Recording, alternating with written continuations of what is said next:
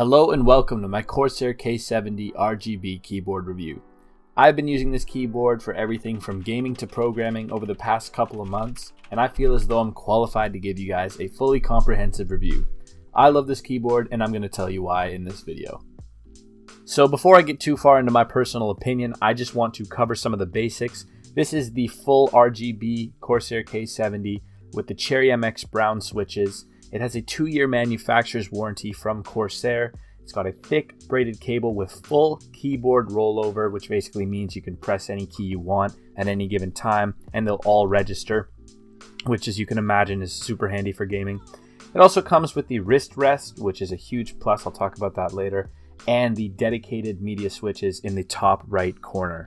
Unsurprisingly, one of the most important things about a mechanical keyboard is how it feels when you're typing on it, and the Corsair K70 feels amazing. As I mentioned before, I'm using the Cherry MX brown switches, and they strike that perfect balance between clickiness and actuation force. This makes them ideal for both typing and gaming. The keyboard is housed in an aluminum base, which gives it that premium feel, and all of the keys feel the same. There's no inconsistency with any of the switches. Now I will mention that there is a slight ping to some of the keys, but it's so light that it's impossible to pick up on video. And while this is a common problem among all metal plate keyboards, it's really not a big deal. Most people, they don't even notice it. I figured it's worth mentioning just because I'm trying to be comprehensive. You can actually read more about keyboard ping and some of the solutions in the Reddit link below. One of my favorite features of the Corsair K70 has to be the dedicated media keys located in the top right. I don't find myself using the pause, fast forward, or rewind keys too often. However, I regularly use both the mute key and the volume rocker. And the volume rocker is great, by the way. It feels very smooth and it's very sturdy with no wiggle. To the left of those switches, you'll notice two other buttons. The far left one adjusts the brightness and the inner left one toggles on and off the Windows key, which will basically prevent you from alt-tabbing out mid-game.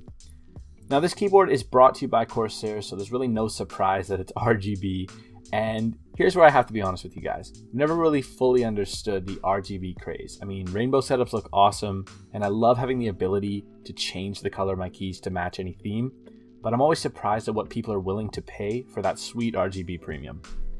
The Corsair Utility Engine is the software that's needed to activate the custom RGB lighting with this keyboard. And while it's completely functional and very responsive, it's still not as intuitive as I'd like it to be. However, I was able to achieve all of the lighting effects I desired with the Corsair software. With this software, your imagination is your only limitation. And while I've been more than satisfied with the default color animations, it's worth noting that there are thousands of custom RGB profiles to choose from on their site, and some of which can even be synced up to your games, while others are just purely decorative. Either way, they're really creative and they're really interesting. They're totally free, and I'll leave a link to where you can download these profiles in the description below.